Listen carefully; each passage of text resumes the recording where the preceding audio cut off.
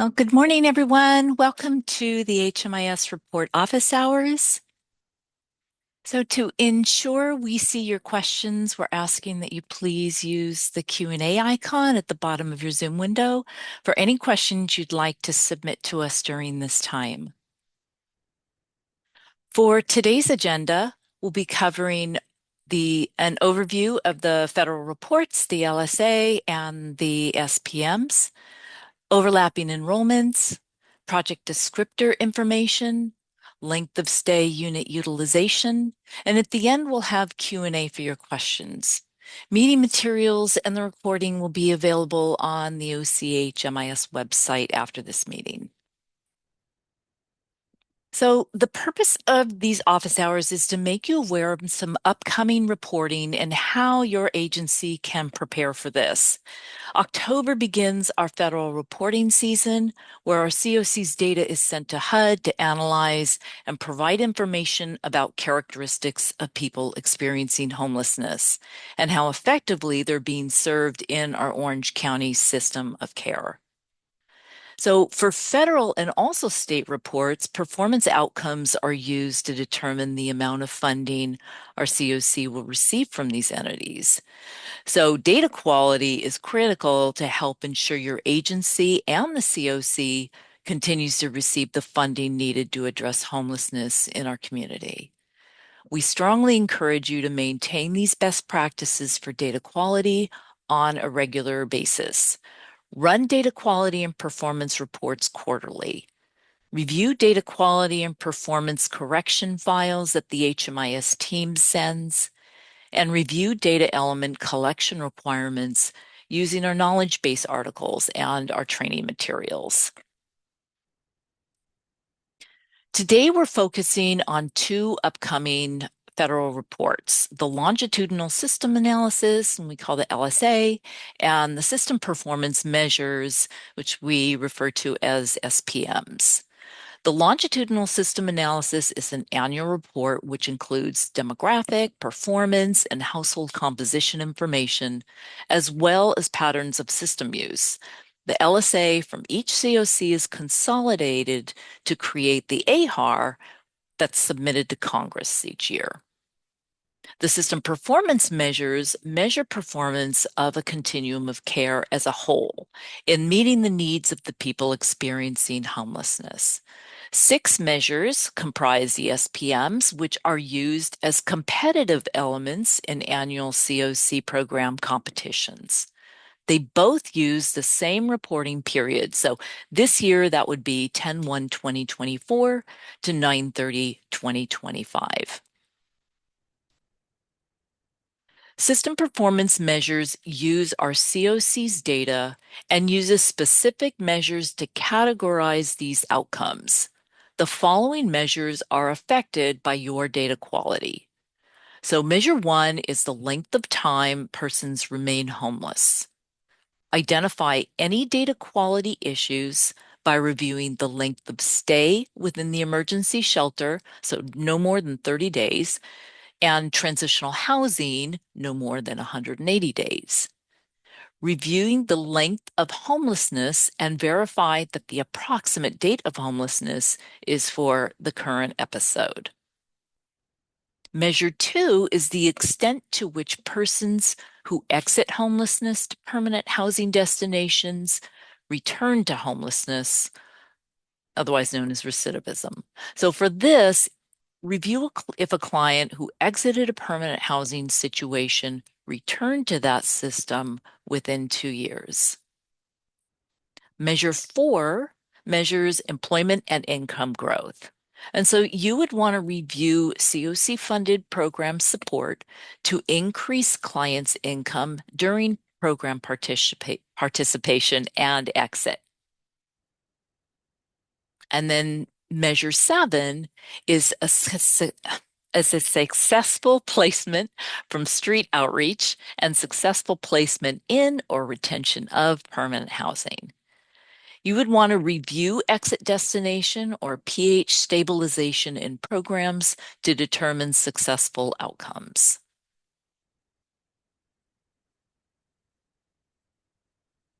For the LSA, we wanted to highlight the most common LSA errors relating to data quality. At the agency level, unit utilization has the greatest percentage of errors at 45%. So this would include errors with projects that have zero active enrollments and low utilization. And Hannah will be covering this in a few slides. The next highest percentage of errors we receive is for project descriptor issues at 26%. So this would include geocode, bed inventory, and funding issues, which Linda will be addressing shortly. Length of stay is our third highest at 14%, where issues include an unusually short or long length of stay. And again, Hannah will be covering that. And then finally, we have overlapping enrollments at 9% of our total errors, and Andrew will be reviewing that shortly.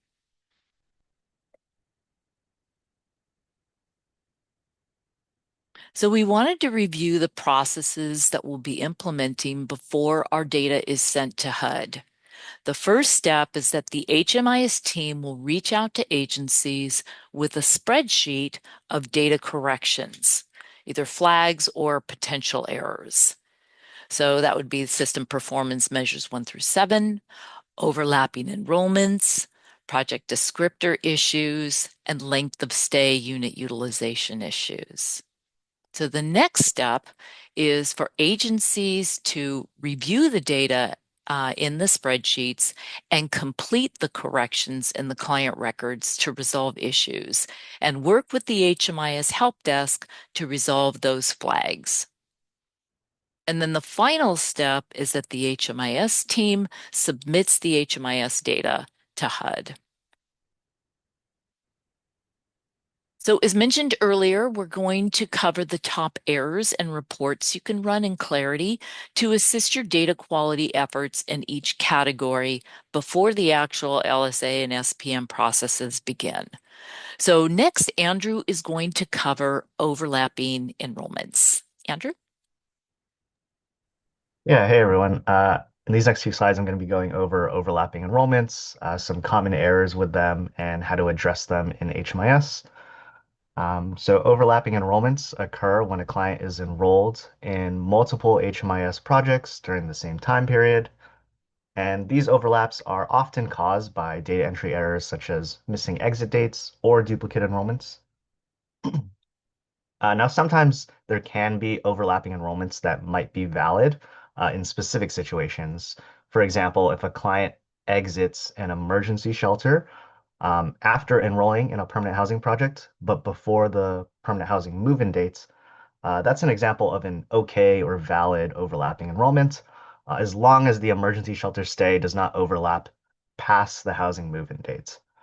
Um, Invalid example would be if there were an overlap between an emergency shelter stay and a transitional housing stay at the same time. And this would not be possible since both emergency shelter projects and transitional housing projects indicate that a client is occupying a bed. So any overlap between those two project types would be seen as a data error.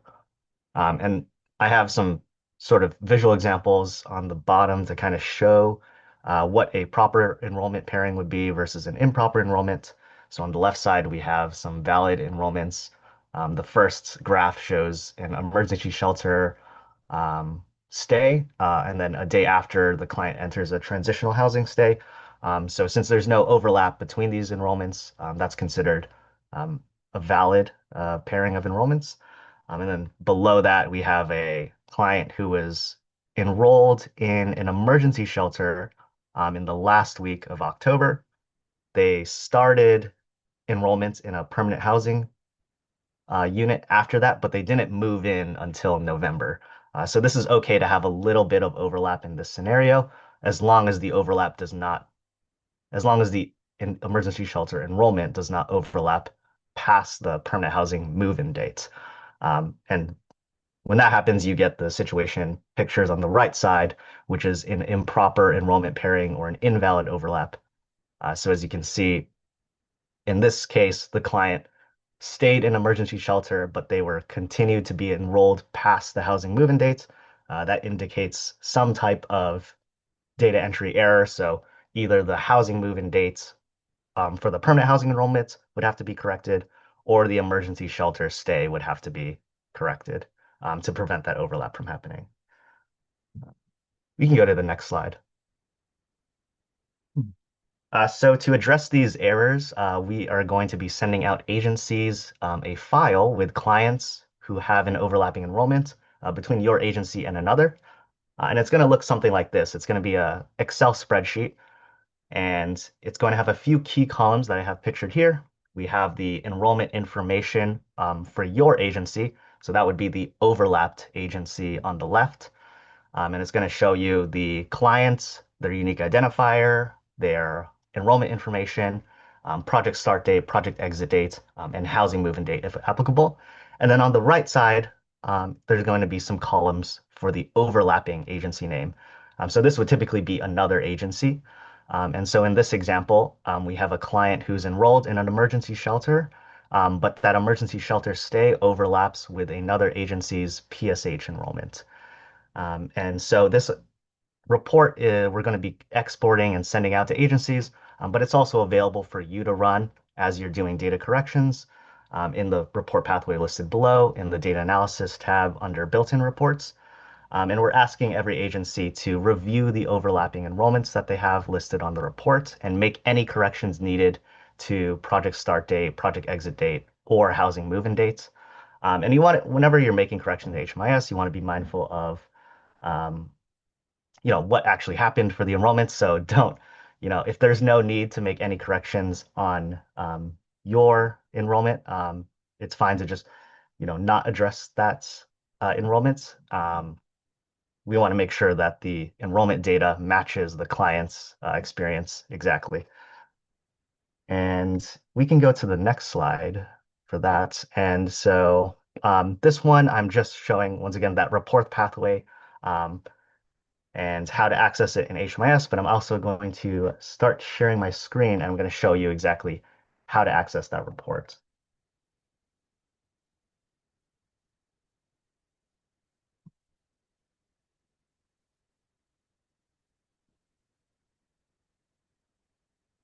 Okay, so right now I am logged into the training site. Um, and so the first thing you want to make sure when you're accessing any of these reports that we'll be covering is that you're logged into the correct agency. So right here, I'm logged into OC Training Agency.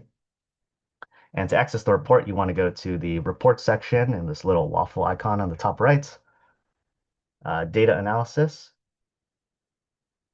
and then it's going to be under built-in reports. And we have some key reports here for LSA that we're going to be covering. So in this example, I'm going to be going over LSA data cleanup, overlapping enrollments, and we're going to click run. And I have it open here just to show you. So this is basically what we're going to be sending out in spreadsheet form, but it's also available for you to run in HMIS as you're doing the corrections to see if your corrections are going through. It's also a little bit easier to navigate on the HMIS site rather than through the spreadsheets. So the one thing we want to make sure is that the analysis period filter is set to the correct dates. So for this year's LSA, we want to make sure that it's set to 2024 October 1st until 2025 October 1st. And then there's some additional filters here that you can apply if you want. This might make it easier to navigate the data, especially if you're working if you're working for a larger agency, it might be helpful to use these filters to split up the data if you want to look at specific programs or specific project types. And so there's going to be some multiple tiles on the report, but you want to be mainly focused on this first report, which is the LSA data cleanup overlapping enrollments in entry exit project types.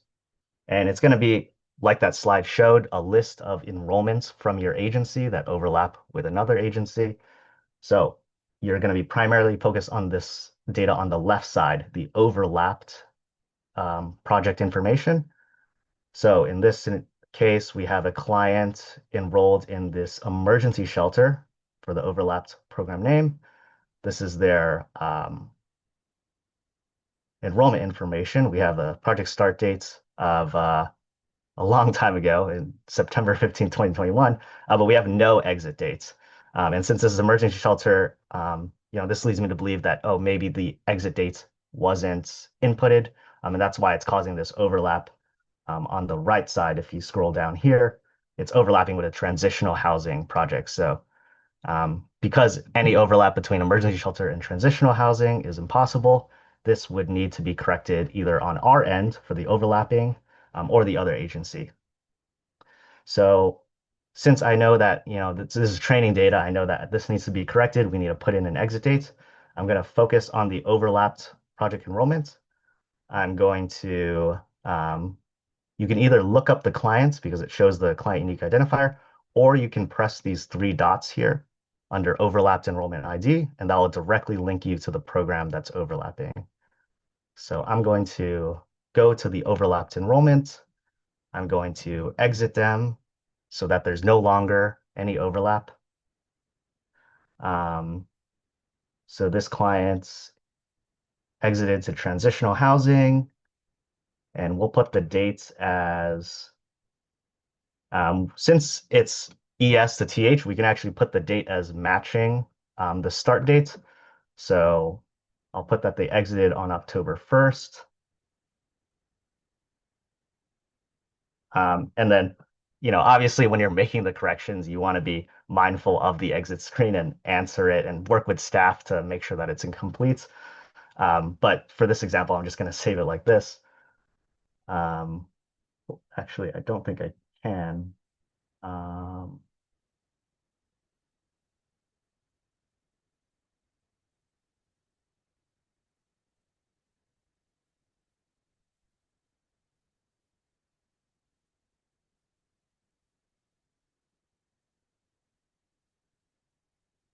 I'm just going to put in some information on the train data. And then if we navigate back to the program enrollments, um, to make sure that the changes went through, we can see that this um, client exited the emergency shelter 10/1 and entered the transitional housing on October 1st. And then there's going to be a delay between when you make the data changes and when they reflect in the report.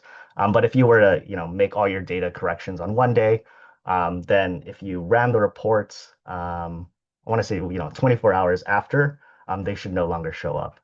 So that's the general process needed for correcting enrollments that are missing exit dates. You might run into some overlapping enrollments that need a little bit more data entry correction. Maybe you're working with a permanent housing enrollment instead.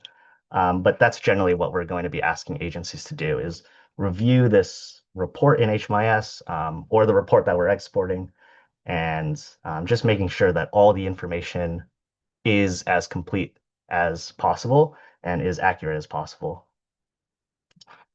Um, I'm going to stop sharing my screen. So that's basically all I had to cover for the overlapping enrollments parts. But if you have any questions, feel free to leave it in the Q&A section, and I'd be glad to answer those. But Heather, you can go ahead and share your screen again. Thank you, Andrew. So next up, we are going to be discussing the project descriptor issues. Linda?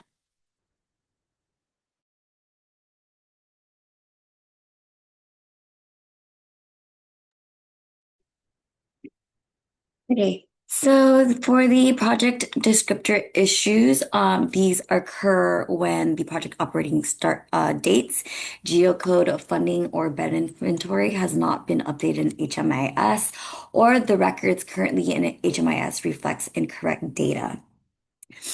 So for errors pertaining to the project operating date, these cause errors with client enrollments that fall outside of the project operating dates. For geocode, it usually means that the location of the project or the bed is assigned to incorrect sites. For funding, this means usually means that the funding source is either missing or expired. And lastly, for bed inventory, which includes errors pertaining to low or high bed utilization.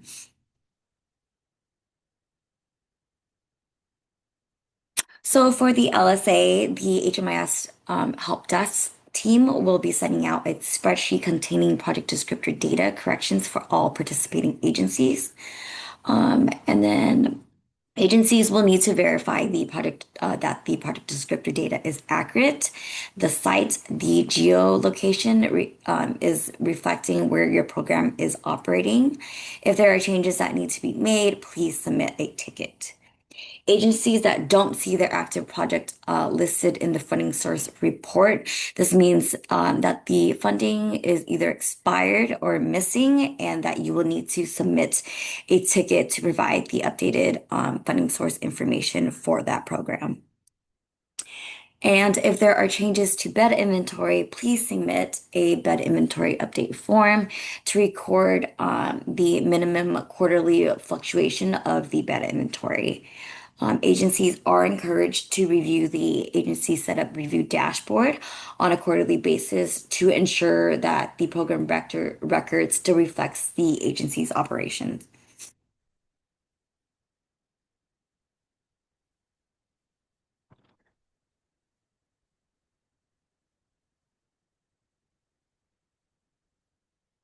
So these are corrective steps on how to resolve project descriptor issues. So you're going to go ahead and review that spreadsheet, and then go ahead and submit a ticket to the help desk to update any project information.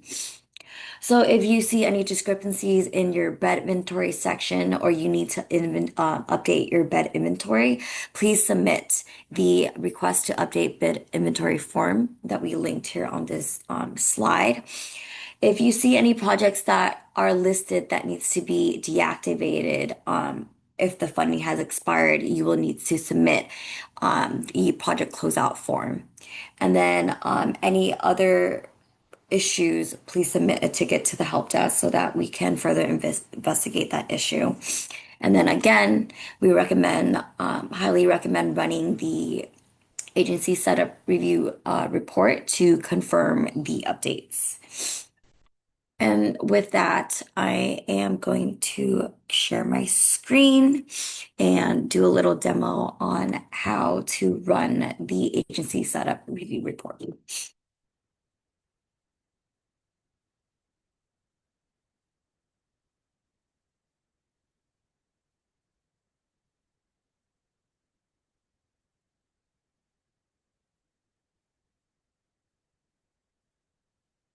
Okay, are you guys able to see my screen? Yes. Okay, perfect.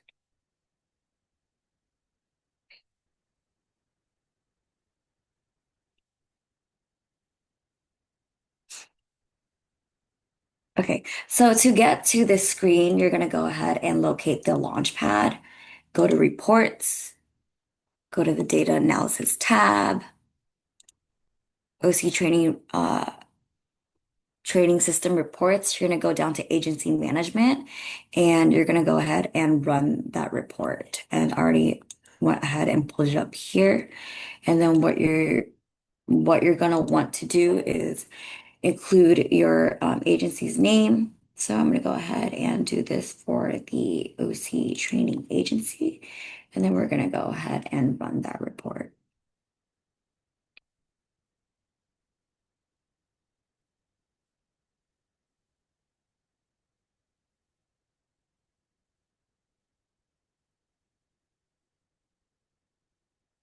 So this report is going to be in three sections. The first section being the program descriptor data. This part will include data such as your project name, location, which is a little bit more straightforward, but I also wanted to mention some other data points that can be a little bit confusing. So I kind of wanted to go over geocode. This is going to be associated with the geographic location of the project's principal site. If you have multiple sites for the project, then it's going to reflect the area in which most of the project's clients are housed.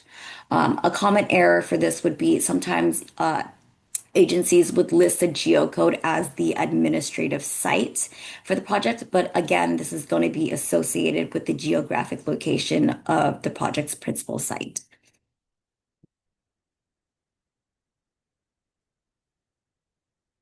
And then housing type, this is going to be based on the type of housing that is going to be provided, such as single site, cluster site, or scattered sites. Another one that is a common error is going to be the operating date, operating start date to be exact. This should reflect the first day on which the project provides or will be providing services or housing. So a common error for this would be that agencies would list the date of when the project is active, but the correct date for this would be the first date that services are provided to clients. And for per the HMIS data standards, it is important to ensure that your program start date reflects the first day of the program is expected to serve clients with service or housing. If your agency receives a flag error for zero enrollments, it could be that you would need to review and request that the operating start date to be aligned with the HMIS data standards. And then secondly, we have the funding source data. This section is the report is going to be various data elements regarding the funding for your agency's program. Um, there could be multiple funding sources for a program, so it is important to keep the funding source end date and grant date in mind, just so that you can submit new funding to us when they do expire. So some data points that I wanted to go over for this section is going to be the funding source itself. This is going to be the federal partner programs and also the project components that have agreed to either participate in HMIS or otherwise considered continuing projects. No, non-federal funding sources are, funding that comes from other sources that are not federal related funds, such as local city fundings or private fundings, for example.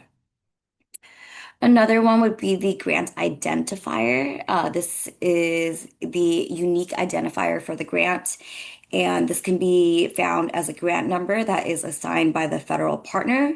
And then you can also have multiple grants per project. Last but not least, we have the bed inventory section. This section will include data elements regarding your bed inventory for your agency's residential program. Some data points that I wanted to point out in this section is going to be the availability. So for availability, we have year-round beds, meaning that these beds and units are available on a year-round basis.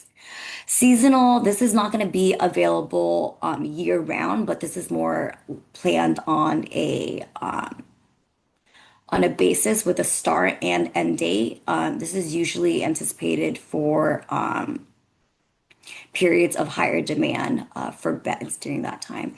And then overflow is another one of our availability types. Overflow beds are available on an ad hoc or temporary basis during the year. This is in response to the demand for the year-round beds.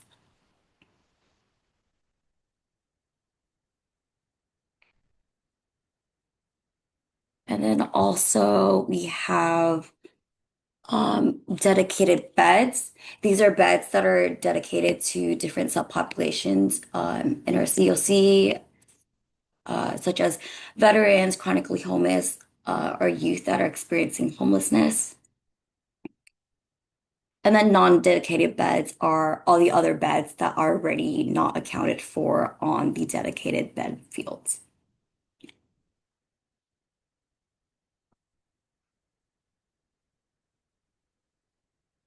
So again, you're going to want to run this report.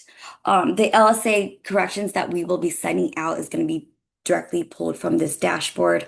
I know that I'm doing this on the training side, but we do have the same exact report on the live site for you to run to get your agency's data for the LSA. So yeah, please go through the initial spreadsheet that we sent out first to identify any discrepancies that you may have. From there, you're going to go ahead and submit a ticket to the help desk to update any project funding or bed inventory information. And then you can also rerun that report again once the corrections have been made, just to ensure that those corrections are made in HMIS, and then also identify any other possible discrepancies before finalizing your LSA data. And that is it for me. Thank you. Thank you, Linda.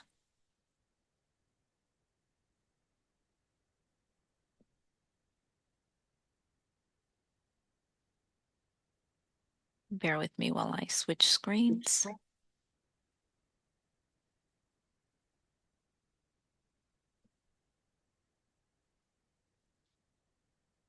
Okay, just confirming you can see my screen. Yes, we can see your screen. Thank you. So the next issue we'd like to discuss is length of stay and unit utilization. Hannah? Hi everyone. I'll be going over the length of stay and unit utilization errors. So we'll look at length of stay errors first, and length of stay errors occur when the average length of stay for people in a project are unusually long, and by that we mean over 120 days, or unusually short, and by that we mean less than 5 days. And what agencies will receive, you'll be provided with the average length of stay for the specific project and household type that is above or below the threshold mentioned above. And next, we have unit utilization errors, and this error occurs when no clients have been served by a project or unit utilization is too low, which would be under 25%, or too high, which would be over 150%. And agencies will be provided the unit utilization rate for projects that have an unusually low or unusually high utilization rate.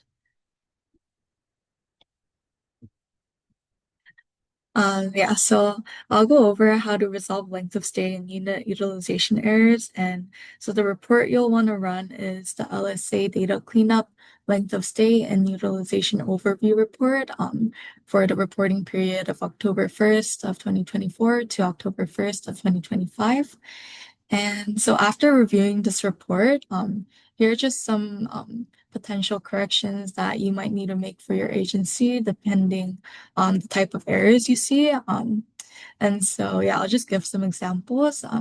So if the length of stay is too long, then please check for enrollments for accurate exit dates or for proper project closeouts if the project had stopped operating. And another example would be if the project's utilization is zero, meaning that no clients were served by the project during this reporting period, then please check that clients who have moved in have a housing move-in date on the entry screen. And yeah, for the last example, if the project's utilization rate is too low, then please check for bed inventory that may need to be closed out or updated. And below is just a screenshot of what the filter should look like for this report with the correct reporting period. Next slide, please. Um, yeah, so now I'm going to demo how to access and review this report. And this report will be found in the same place as the overlapping enrollments report that Andrew showed us how to get to earlier. And yeah, I'll share my screen now.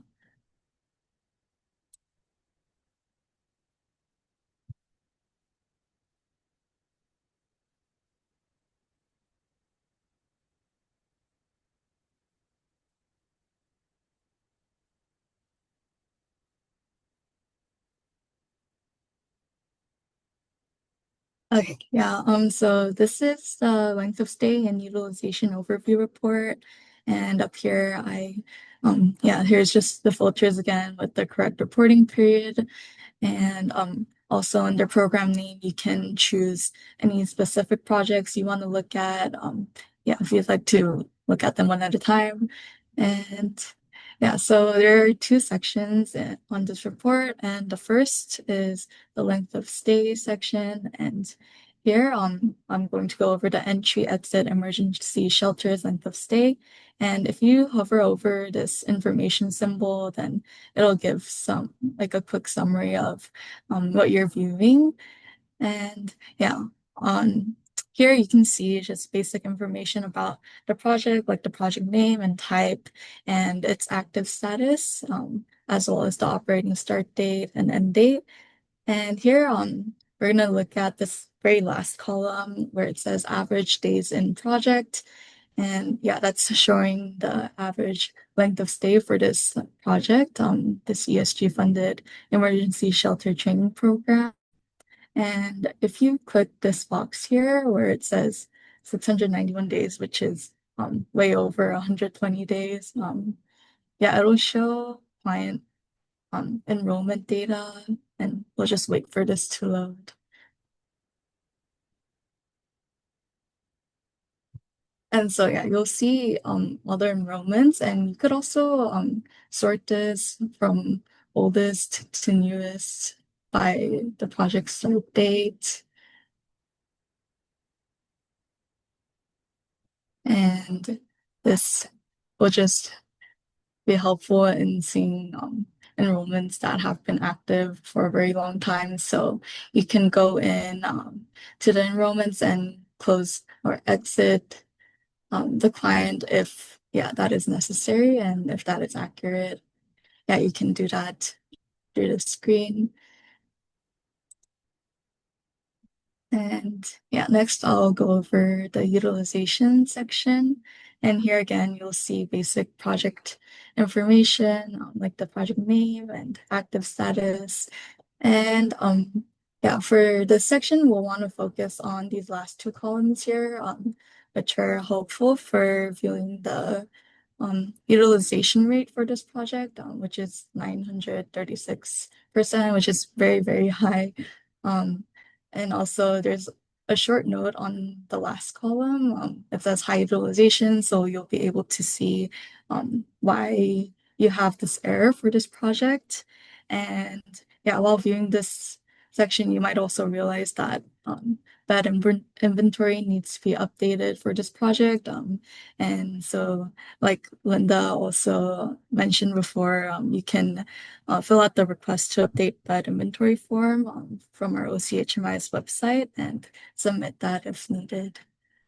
And yeah, that's all I had for my section. Thank you, Hannah. Thank Let me you. share my screen. So it is time to open it up for Q&A. If anybody has any questions, you can feel free to unmute yourself or enter your question in the Q&A box, and we'll be happy to answer any questions that you have.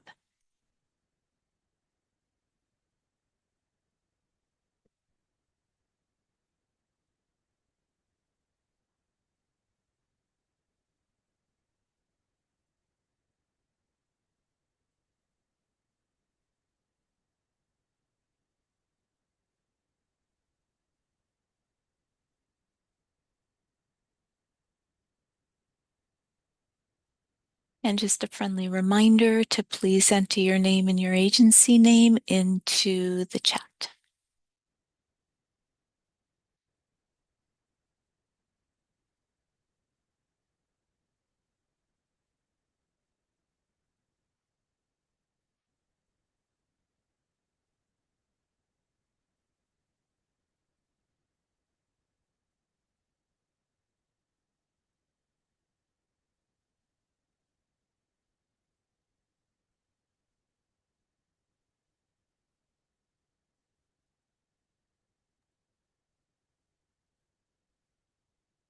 I'm Just a not. Oh, go ahead, Elizabeth. Sorry, just a friendly reminder that all the reports that we reviewed today are available on the Live Clarity site. So each agency that is HMS participating can run these reports. And as you make corrections, we do encourage your agency to rerun the report within 24 hours to show the reflected corrections. As mentioned, we're going to be sending out data corrections and flags starting October, so each agency can review their data. But as mentioned by our team, we do encourage agencies to run the reports on a regular basis and check how your project is doing and review any potential errors. Thank you, Heather. I'm not seeing any questions, but if you have any questions later, please feel free to submit a ticket to the HMIS help desk, and we'll be happy to answer your question. Other than that, we hope you have a great day today. Thank you for attending.